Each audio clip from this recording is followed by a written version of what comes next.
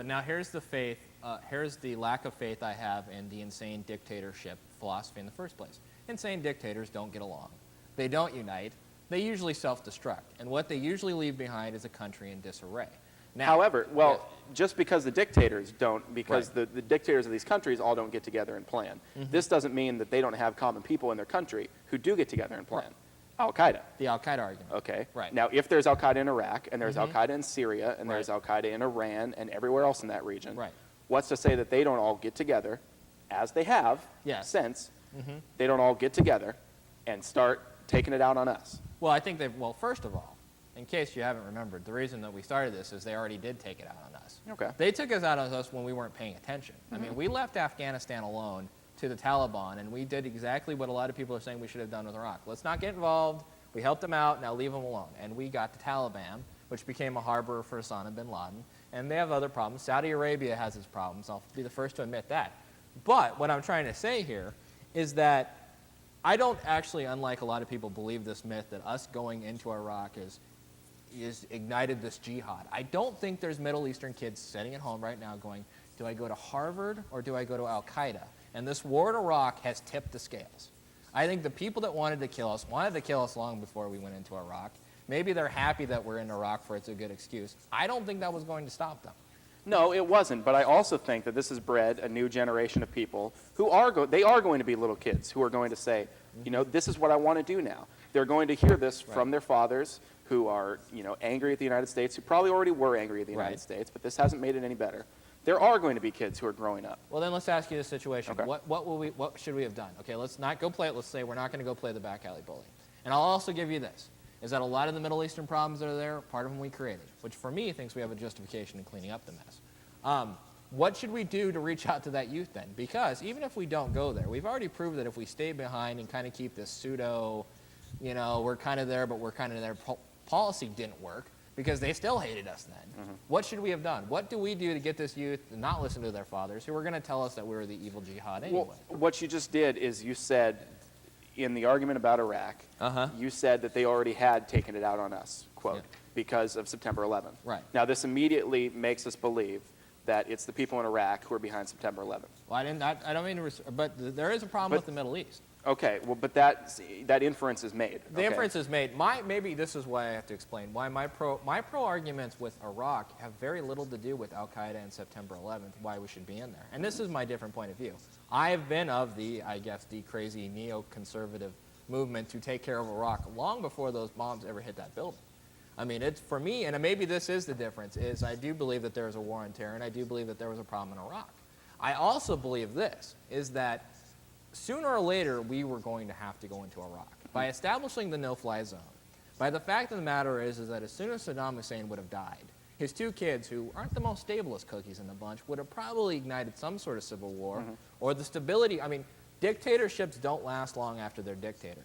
We had a country that was about to implode anyways and become the nest for Al-Qaeda, and just like Afghanistan, another nest for terrorism in the first place that we were directly responsible for.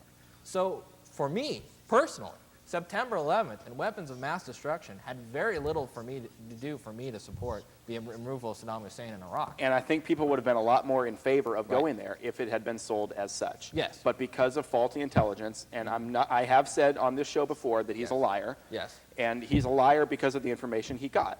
Now, the more I think about it, this pains me to say, it wasn't an intentional lie. It's not that he went out. I do think he manipulated the information he had. I think he twisted it into, but he twisted it in his favor. Yeah. Now, he lied because the information he had was a lie. Right. Because the people gave him this faulty information. Right. But you also had a dictator who worked very hard to make that illusion. I mean, you had Saddam Hussein, who did his best to make it look like he had weapons, and kicked out all the inspectors and never did anything to accomplish this goal. In some ways, he worked to make sure that we'd go invade him at some point in time. He did nothing to encourage us that he didn't have weapons, you know. And even if he didn't, even if we went in this time and we didn't find any weapons, was a reasonable alternative to leave him in power?